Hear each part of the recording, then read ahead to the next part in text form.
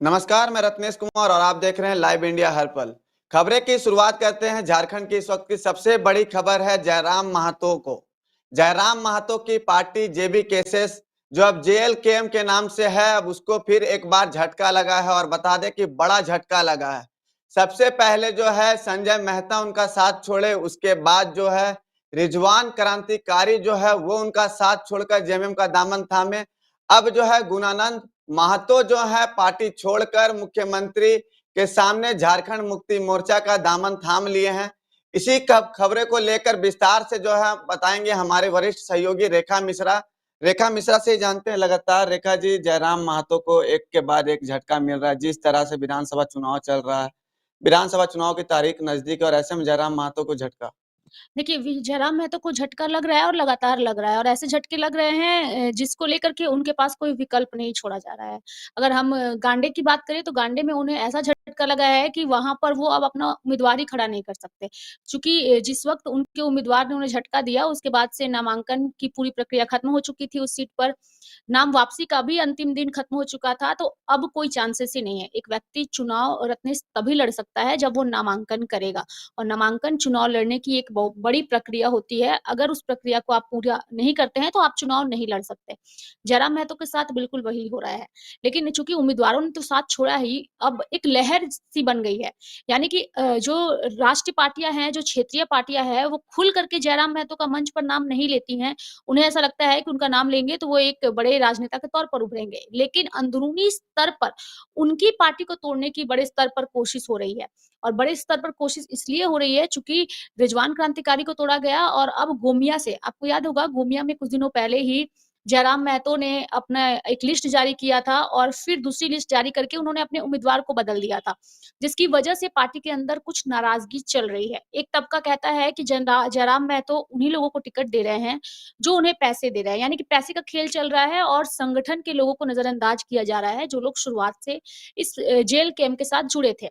अब ऐसे में सवाल ये है कि गोमिया में कई कार्यकर्ता जो हैं, उन्होंने उनका साथ छोड़ा है। कुछ कार्यकर्ता जो हैं, वो सीधे जेएमएम पार्टी में शामिल हो गए हैं और दूसरी ओर रामगढ़ में की ये बात करें, तो रामगढ़ में बड़े पैमाने पर कार्यकर्ताओं ने साथ छोड़ा है और सुदेश महतो की पार्टी को उन्होंने जॉइन कर लिया है और हम तस्वीरें भी अपने दर्शकों को दिखा रहे हैं टीवी स्क्रीन पर कि तस्वीरों में सुदेश महतो की जो सांसद हैं चंद्रप्रकाश चौधरी, उनकी मौजूदगी में कई लोगों ने जो है वो आजसू पार्टी का दामन थामा है और ये जो तस्वीरें इस वक़्त हम स्क्रीन पर दिखा रहे हैं रत्नेश, ये तस्वीरें अपने आप में काफ़ी कुछ कहती है और सबसे बड़ी बात ये है कि झारखंड के चुनाव में इस वक़्त जयराम महतो को ऐसे वक़्त पर झटके लग रहे हैं जब उन्हें अपने पार्टी के कार्यकर्ताओं, दिग्गज नेताओं की सबसे ज़्यादा ज़रूरत है।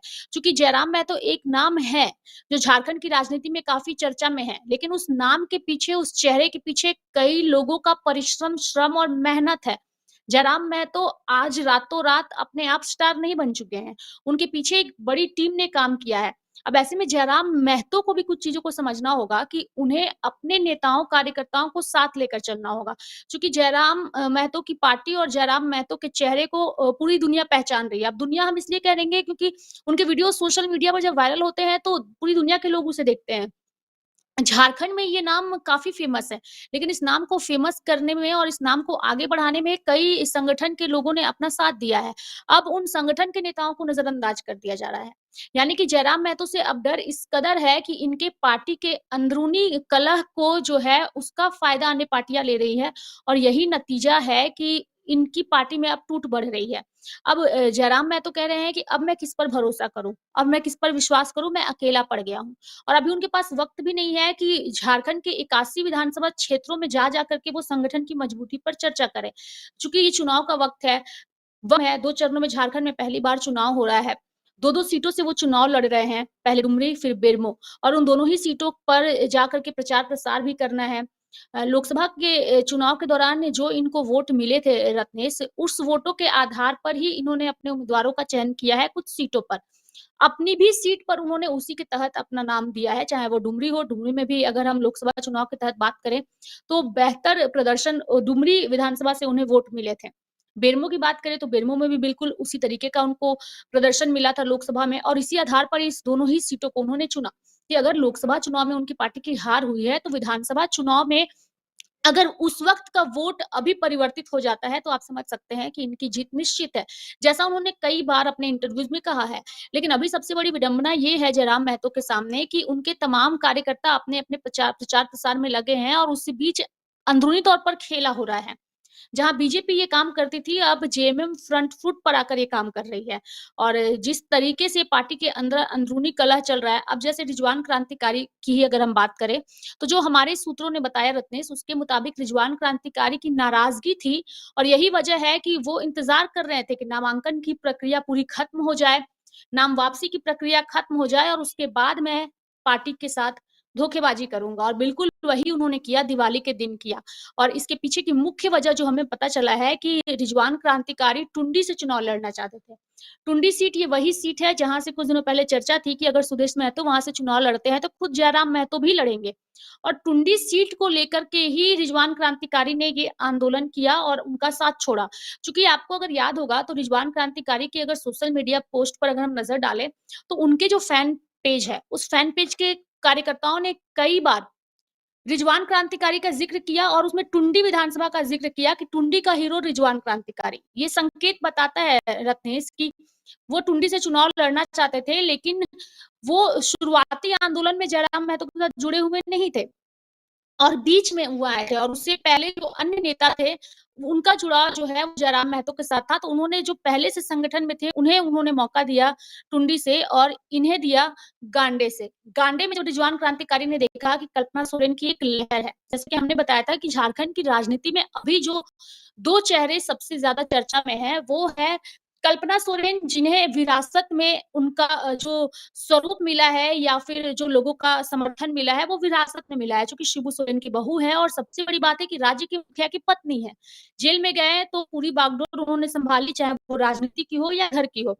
इस वजह से वो चर्चा में है और दूसरी तरफ एक ऐसा युवा है, जिसने आंदोलन जम से पहचान बनाई। ये दोनों चेहरे फिलहाल चर्चा में हैं और रिजवान क्रांतिकारी अपनी राजनीति को बचाने के लिए गांडे सीट से कोई रिस्क लेना नहीं चाहते थे।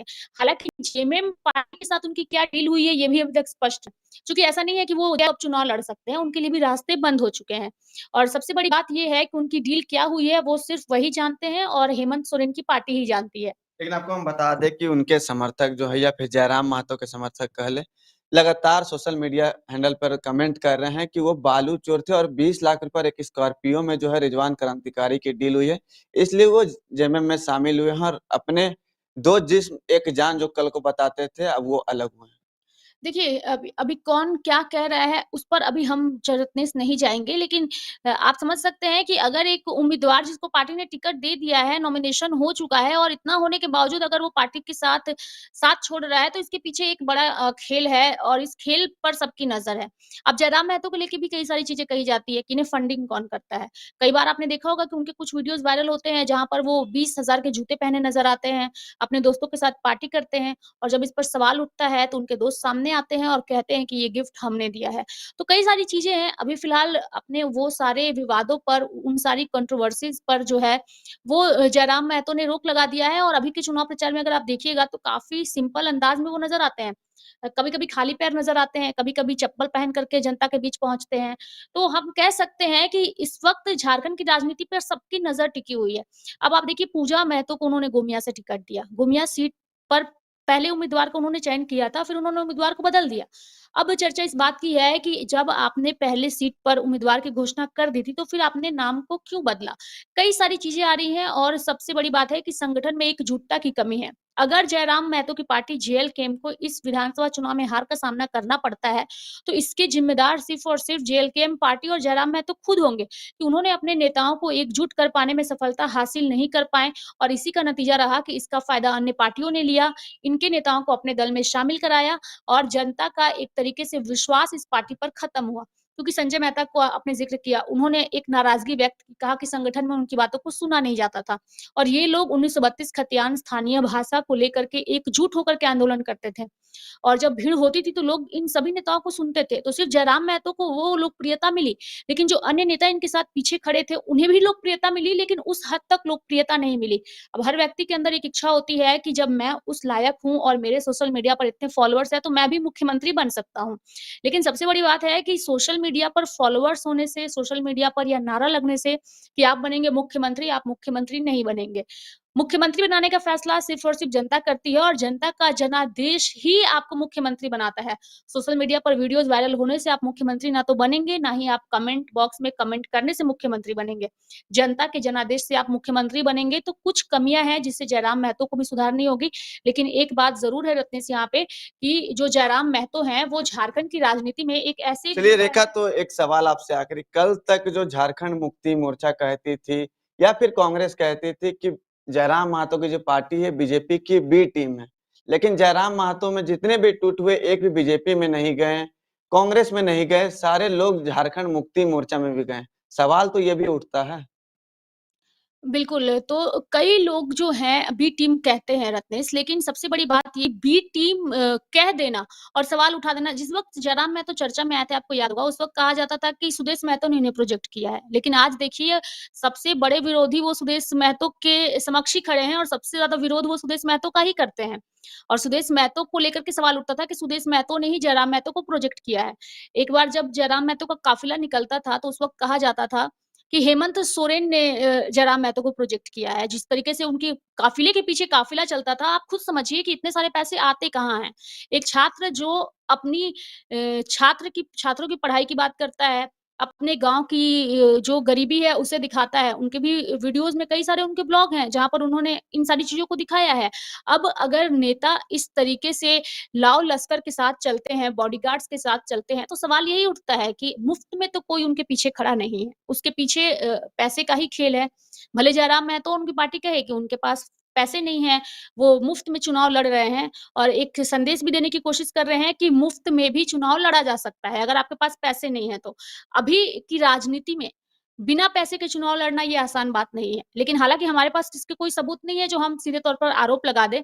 लेकिन जो लोग चुनाव लड़ना चाहते हैं, उनके लिए एक मैसेज काफ़ी अच्छा है कि अगर आपके पास पैसे नहीं हैं, तो ईमानदारी के साथ आप भी चुनाव मैदान में उतर सकते हैं और चुनाव लड़ सकते हैं। और ऐसे में जयराम महतो की लोकप्रियता और इस कदर हावी है सोशल मीडिया पर हो या फिर ज़मीनी स्तर पर हो। क्योंकि देखिए रत्नेश, यहाँ पर हम सिर्फ़ ये नहीं कह सकते कि सोशल मीडिया पर वो फ़ेमस है। अगर वो सिर्फ़ सोशल मीडिया के ही हीरो होते, तो लोकसभा चुनाव में इतना बेहतर प्रदर्शन नहीं उनके होता। नामांकन में भी काफ़ी भीड़ें हुई, उतना कोई भी नेता का नामांकन में उस तरह का भीड़ नहीं हुआ। उन्होंने खुद कहा है कि कुछ दिनों पहले डुमरी में जब उनका एक कार्यक्रम चल रहा था, तो लोगों की भीड़ को खड़े होने के लिए जगह नहीं थी। ये बात जयराम महतो ने कही और उसी वक़्त जो है दूसरे दिन हेमंत सोरेन का कार्यक्रम उसी मैदान में हो रहा था, लेकिन उसमें जितनी भीड़ थी, वो उस मैदान में पूरी तरीके से समा चुकी थी। लेकिन वही जयराम महतो के कार्यक्रम में भीड़ इतनी ज़्यादा थी कि वो भीड़ उसमें अट नहीं पा रही थी। तो आप समझ सकते हैं कि जब ये युवा बोलता है गाड़ी के बोनट पर खड़े होकर के, तो अंदाज़ निराला होता है और उस निराले अंदाज़ को लोग पसंद करते हैं। रत्नेश, यहाँ पर एक बात मैं और बताऊँगी कि जब भी किसी नेता का कोई कार्यक्रम कहीं आयोजित होता है, तो मंच बनाई जाती है, सभाएँ होती है, टेबल, चेयर, कुर्सियाँ सब लगाई जाती है और उसमें भी पैसे का खेल नज़र आता है साफ तौर पर, जहाँ भी कार्यक्रम होते हैं। लेकिन जयराम महतो ने जो कहा है कि हमारे पास पैसे नहीं हैं और हर जगह जाकर के मंच बना के कार्यक्रम करना हमारे लिए पॉसिबल नहीं है। तो इन्होंने जिस वक़्त 1932 खतियान का आंदोलन शुरू किया था, उस वक़्त अपनी गाड़ी के बोनट के ऊपर ही चढ़कर उसे अपना भाषण स्थल बना लेते थे और उसी गोल घेरे में जनता उन्हें घेर लेती थी और वहीं से उनका भाषण शुरू हो जाता था। और आज भी बिल्कुल वही चीज़ वो करते हैं। वो अपनी गाड़ी के बोनट पर ही खड़े होते हैं और उसी बोनट से भाषण देते हैं और उसी बोनट से लोग उन्हें सुनते भी हैं। और एक बार आपको याद होगा, हमने भी खबर दिखाई थी कि एक बार कल्पना सोरेन भी इसी अंदाज में नज़र आई थी। जब वो अपनी गाड़ी के ऊपर बैठ गई थी और प्रचार-प्रसार कर रही थी। हालाँकि वो खड़ी नहीं थी, लेकिन हल्का-सा अंदाज़ वही नज़र आया था और हमने बताया भी था कि कल्पना सोरेन अब जयराम महतो को कॉपी करने लगी हैं। हालाँकि हमने वो खबर बनाई थी, लेकिन जो तस्वीरें नज़र आई थी उसके मुताबिक वही था और जयराम महतो झारखंड की राजनीति में अभी फ़िलहाल काफ़ी फ़ेमस हैं, लेकिन ये फ़ेमस वो तभी हो पाएँगे और जीत उन्हें तभी मिल पाएगी जब वो अपने संगठन और नेताओं की एकजुटता को बरकरार रखेंगे। चूँकि एक जनता के बीच भी संदेश जा रहा है कि जयराम महतो को अब नेता छोड़कर जा रहे हैं। एक तबका ऐसा है जो इस बीच उन्हें समर्थन भी दे सकता है, एक तबका ऐसा भी है जो इसका विरोध कर सकता है और ये कह सकता है कि अ, एक वन मैन आर्मी जो है वो जयराम बनना चाहते हैं और यही वजह है कि उनका साथ लोग छोड़ रहे हैं। तो जयराम महतो को भी अब ये समझना होगा कि उन्हें अपनी पार्टी के अन्य नेताओं को भी अब तवज्जो देना होगा, नहीं तो वो वक़्त दूर नहीं जब एक-एक करके तमाम लोग उनका साथ छोड़ेंगे। चूँकि रिजवान क्रांतिकारी का साथ छोड़ना उनके लिए एक बड़ा सदमा है। तो हमने जयराम महतो का एक बयान भी दिखाया था रत्नेश, जहाँ पर उन्होंने बताया था कि मैं यकीन अब करूँ तो किस पर करूँ? जब मुझे ये खबर मिली तो मैंने अपने सारे कार्यक्रम को रद्द कर दिया, मैं परेशान हो गया। मैंने नहीं सोचा था मेरे साथ ऐसा होगा, लेकिन ऐसा ना हो इससे बचने की उन्हें अब रणनीति बनानी होगी और एकजुटता जो है वो अंदर में लानी होगी। चलिए देखिए, आखिरी सवाल आपसे हम ले लेते हैं कि कल जिस तरह से जयराम महतो के सबसे करीबी जो साथ में रहते थे रिजवान क्रांति वो छोड़े, उसके बाद लगातार जयराम महतो जो हैं रोए हैं, सोशल मीडिया पे पोस्ट भी किए हैं कि रिजवान क्रांतिकारी से जाने से उनको पर्सनली जो है आहत हुई। देखिए, रिजवान क्रांतिकारी के जाने से उनको पर्सनली ज़रूर आहत हुआ है और ये बात सच भी है रत्नेश कि एक 2 संघर्ष के साथी, जिन्होंने संघर्ष को देखा है अपनी आँखों से और आज उस परीक्षा के फल के आने का समय है। यानी कि आपने एक संघर्ष किया, पूरे साल आपने जो है वो मेहनत की, परीक्षा की तैयारी की और अब वक़्त था कि 23 तारीख को उस परीक्षा को सफलतापूर्वक दुनिया के सामने लाया जाए। यानी कि 13 और 20 तारीख को जो होती वो परीक्षा उस दिन जो है वो पढ़ती और फिर 23 तारीख को उसकी गिनती होती, यानी कि वो रिज़ल्ट आता। अगर मतलब ये मैं समझाने के लिए दर्शकों को कह रही हूँ कि परीक्षा उन्होंने साल भर दिया और उसका अब इंतज़ार था कि उसका रिज़ल्ट सामने आए, लेकिन रिज़ल्ट से पहले ही पार्टी के अंदर फूट है और फूट इस कदर है कि अब अपने ही साथी साथ छोड़ रहे हैं और जो पहले जयराम के साथ रहते थे, उनके साथ मोर्चा सँभालते थे, अब वो लोग जयराम महतो का विरोध करते हैं, सोशल मीडिया पर उनके ही खिलाफ वीडियो ब्लॉगिंग करते हैं। तो ये सारी चीज़ें उन्हें एक सदमे की तरह है और लेकिन उन सब के बीच अगर वो उन सारी चीज़ों को डील कर रहे हैं, तो ये भी अपने आप में बड़ी बात है। जैसे कि आपने देखा होगा डुमरी में जब उनकी जनसभा हो रही है या फिर बेरमो में जब वो जनता के बीच पहुँच रहे हैं, चेहरे पर कोई सिकन नहीं, कोई मायूसी नहीं, सिर्फ़ और सिर्फ़ कहना यही है कि ये चुनाव सिर्फ़ चुनाव जीतने का की लड़ाई नहीं है, बल्कि ये झारखंड और झारखंड को सँवारने की लड़ाई है और अब आपको तय करना है कि आपको मुझे जिताना है या नहीं जिताना है। उन्होंने एक अपील तो ये भी कर दिया था बेरमो की जनता से कि आप भले मुझे वोट दें या ना दें, लेकिन आप रविंदर पांडे या अनूप सिंह को वोट ना दें, आप नोटा में वोट दबाएँ। भले उस उनके बीच-बीच आप जो है उस तरीके से आप वोट करें। तो अपने अंदाज़ में वो चीज़ों को रखते हैं लेकिन जयराम महतो आज की राजनीति में एक माहिर खिलाड़ी बन चुके हैं और उस माहिर खिलाड़ी को हर कोई अपने दल में लेना चाहता था। और जैसा कि असम के मुख्यमंत्री हिमंता बिस्वा शर्मा ने भी कहा था कि महतो जी के साथ अगर मौका मिले, तो मैं चुनाव ज़रूर लड़ना चाहूँगा। हालाँकि वो मौका महतो जी ने उन्हें दिया नहीं, लेकिन उन्होंने लेने की कोशिश की थी। नहीं यानी कि दिया था, ऑफ़र किया था लेकिन वो ऑफ़र को ठुकरा दिया। अच्छा, इन्होंने ऑफ़र को ठुकरा दिया था, हालाँकि इसकी जानकारी मुझे नहीं है रत्नेश, लेकिन फ़िलहाल यही है कि झारखंड की राजनीति में कई सारी चीज़ें हैं और समय के साथ चीज़ें बदलती भी हैं, लेकिन जनता का प्यार जिस तरीके से इन्हें मिल रहा है, अब ये जनता ही तय करेगी कि आखिर राज्य का मुख्यमंत्री कौन होगा। चूँकि बीजेपी के पास तो देखिए रत्नेश कोई चेहरा है नहीं। बीजेपी के तमाम दिग्गज नेता यहाँ आ रहे हैं, सभाएँ कर रहे हैं, लेकिन बीजेपी को भी सीख लेनी चाहिए कि ये जो छोटे दल हैं, जो क्षेत्रीय पार्टियाँ हैं, इनके पास कोई बड़ा चेहरा नहीं है, कोई बड़े यूट्यूबर नहीं है जिनको वो बुला कर के जनसभा कर रहे हैं। वो खुद अपने आप में एक बड़े चेहरे हैं और वो चेहरे मोदी को भी टक्कर दे रहे हैं, अमित शाह को भी टक्कर दे रहे हैं, हेमंत सोरेन को भी टक्कर दे रहे हैं और सुदेश महतो को भी टक्कर दे रहे हैं। यानी कि तमाम दिग्गज नेताओं को एक युवा चेहरा अगर टक्कर दे रहा है और लोगों के बीच चर्चा का विषय बना हुआ है, तो इस पर सभी को मंथन करने डरने की भी ज़रूरत होनी चाहिए। और ये डर ही बता रहा है कि पार्टियाँ अब भीतर घात कर रही हैं और जेल कैम्प पार्टी के अंदर सेंधमारी करके उनके नेताओं को तोड़ रही है। अगर ऐसा नहीं होता, अगर डर नहीं होता तो फिर जेल कैम्प के नेताओं को तोड़ने की ज़रूरत क्यों आन पड़ती? और यही वजह है कि चाहे वो जेएमएम के हेमंत सोरेन हो, मुखिया हो या फिर आजसू के सुदेश महतो हो, खुद फ्रंट फुट पर आकर के तोड़ नहीं रहे हैं, लेकिन अपने नेताओं के बलबूते उनकी पार्टी को तोड़ने की कोशिश हो रही है। लेकिन इन्होंने भी ये ऐलान कर दिया है कि अब इस तोड़ से वो टूटने वाले नहीं हैं। इस तोड़ का सामना जो है वो करेंगे और जनता इसका जवाब देगी रत्नेश। देखा, आपने बीजेपी का बात की कि बीजेपी के पास कोई चेहरा नहीं है इस वक़्त। अब बीजेपी में झारखंड बीजेपी में कई बड़े नेता जो हैं चुनाव भी लड़ रहे हैं बीजेपी के टिकट पर, वो नाराज़ है। बाहर से नेताओं को यहाँ पर बुला के रखना पड़ रहा है बीजेपी को। हेमंत बिस्व शर्मा की बात की जाए, शिवराज सिंह चौहान की बात की जाए, फिर या आज अमित शाह का झारखंड दौरा है। लगातार आप देखे होंगे चंपई सोरेन जो भाजपा में शामिल हुए झारखंड मुक्ति मोर्चा से, वो नाराज़ चल रहे हैं। किसी भी सभा में वो मंच पर नहीं जा रहे हैं अपना सभा को संबोधित करने। फिर अर्जुन मुंडा हो गए। संजय सेठ रांची के आसपास क्षेत्रों में घूम रहे हैं और कहीं दूसरे जगह नहीं जा रहे हैं। कई ऐसे दिग्गज हैं झारखंड भाजपा के जो मंच पर खुलकर सामने नहीं आ रहे। क्या वो लोग भी नाराज़ हैं?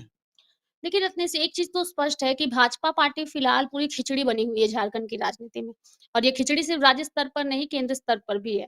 खिचड़ी इस तरीके से बनी हुई है कि तमाम दिग्गज नेताओं को आकर के प्रचार-प्रसार करना पड़ रहा है। हालाँकि ये सभी पार्टियाँ करती हैं और करना भी चाहिए जनता के बीच अगर आपने काम किया है। लेकिन एक सवाल ये भी बनता है कि अगर आपने काम किया है तो आपको उस काम को बताने के लिए इतनी-इतनी जनसभाएँ करने की क्या ज़रूरत आन पड़ी है? लेकिन स्टेट के नेता जो हैं भाजपा के, एक भी स्टेट के नेता खुलकर सामने नहीं आ रहे। नहीं, खुलकर सामने आ रहे हैं रत्नेश, कई सारे कार्यक्रम हो रहे हैं। जैसे अभी हमने कल भी एक खबर दिखाई थी कि हिमंता बिस्वा शर्मा ने कोडरमा में एक जनसभा को संबोधित किया। उस दौरान मंच पर बाबूलाल मरांडी भी मौजूद थे। जो कार्यकारी अध्यक्ष बने हैं, वो भी मौजूद थे। चंपई सोरेन भी कुछ दिनों पहले मंच साझा करते नज़र आए थे।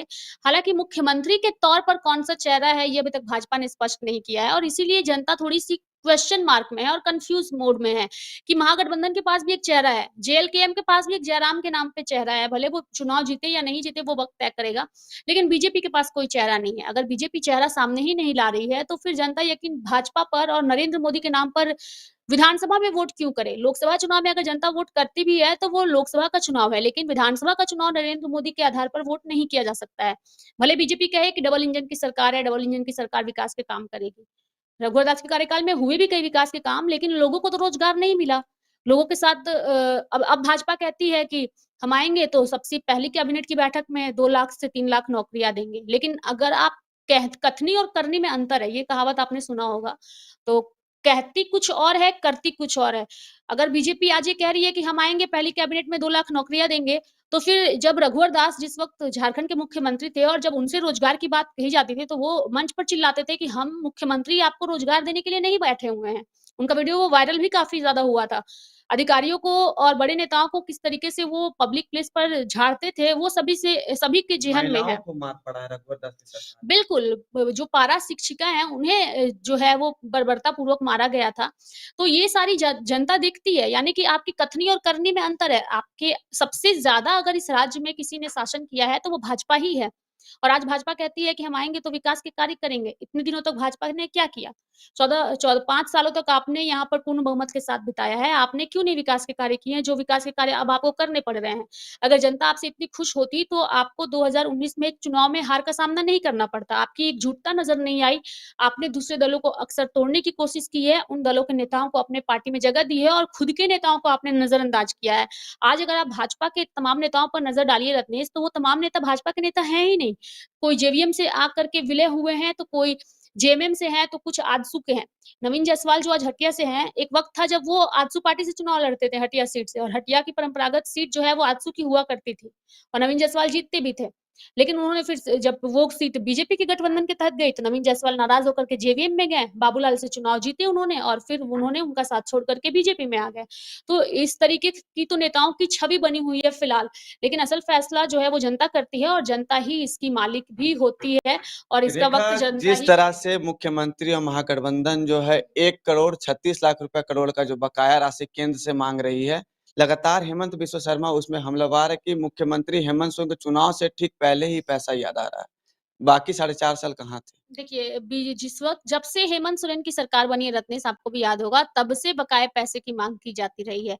जब भी केंद्र के साथ कोई भी मीटिंग हुई है, उन मीटिंग में चाहे वो बंगाल की ममता बनर्जी हो या फिर हेमंत सोरेन हो, इन दोनों ही नेताओं ने अक्सर कहा है कि राज्य का जो बकाया पैसा है, उसे आप दीजिए, लेकिन से उस पैसे को किया गया है और नहीं दिया गया है। अगर आप राष्ट्रीय पार्टियों को एक क्षेत्रीय पार्टियों को देखें तो मुझे लगता है कि क्षेत्रीय पार्टियों के अंदर कम से कम एक चीज़ तो है कि इनके अंदर एकजुटता है, भले ही एकजुटता है, लेकिन अब आपके मन को कोई नहीं पढ़ सकता कि आपके मन के अंदर क्या चल रहा है। अगर कोई नेता आपको खरीद लग सकता है, तो आप खुद बिकाऊ क्यों बने हुए हो कि आप बिक जा रहे हो? मतलब एक खरीदार तैयार है और आप बिकने के लिए तैयार हो, तो फिर ये आपकी पर्सनल चॉइस है कि आप अपनी ईमानदारी को रखते हो या फिर आप बिक जाते हो नेताओं के सामने। कई सारी चीज़ें हैं रत्नेश, लेकिन असल फैसला राज्य की जनता को करना है और जनता ही इसका फैसला करेगी। चलिए, तो कई सारे सवाल हैं और कई सारे जवाब हैं, लेकिन आपको बता दें कि जयराम महतो को फिर एक बार झारखंड विधानसभा चुनाव में एक बहुत बड़ा झटका लगा है। कल जयराम महतो सोशल मीडिया में एक पोस्ट अपना शेयर किए थे जिसमें वो काफी भावुक थे। जिस तरह से रिजवान क्रांतिकारी जो है उनका साथ छोड़े, उसके बाद लगातार जयराम महतो टूट गए थे, लेकिन खुलकर पब्लिक के सामने वो टूट गए हैं, वो नहीं बता रहे हैं कि हम टूटे हुए हैं। आज भी उनके चेहरा पर वो मुस्कान, वो एटीट्यूड जो जयराम महतो का था, आज भी वो जिंदा है, कायम है जयराम महतो, लेकिन अंदर से टूटते जा रहे हैं। जिस तरह से झारखंड विधानसभा में किस तरह से अधिक सीट जयराम महतो जीते, उसका सपना लिए चल रहे थे जयराम महतो, लेकिन वो सपना जो है उनके ही अपने कार्यकर्ता जो शुरू से जयराम महतो का साथ दे रहे थे, मेन समय में जिस समय में जयराम महतो को उनकी सबसे ज्यादा जरूरत थी, उस समय उन्होंने उनका साथ छोड़कर झारखंड मुक्ति मोर्चा में शामिल हो रहे हैं सारे लोग। बाकी झारखंड मुक्ति मोर्चा में भी अब टिकट का कोई ये नहीं रहेगा कि पार्टी जो है उनको प्रत्याशी बनाएगी। टिकट जो था उसका टिकट का दौर भी खत्म हो गया। अब चुनाव की तारीख है जो है वो काफी नजदीक है। प्रचार प्रसार का दिन रह गया है। प्रचार प्रसार भी मात्र पहले चरण का जो प्रचार प्रसार है उसका मात्र 7 दिन बचा हुआ है। झारखंड का पहला चरण जो 43 सीटों पर पहले चरण में मतदान होना है। ऐसे में लेकिन जयराम महतो को काफी टूट हो रहा है। वहीं भारतीय जनता पार्टी अभी तक जो है मुख्यमंत्री का चेहरा जो है वो घोषित नहीं किए कि कौन मुख्यमंत्री का चेहरा होगा। जनता इसलिए भी जो है भारतीय जनता पार्टी से कहीं ना कहीं नाराज चल रही है। महागठबंधन में तो ये तय है कि मुख्यमंत्री हेमंत सोरेन के नेतृत्व में चुनाव लड़ा जा रहा है।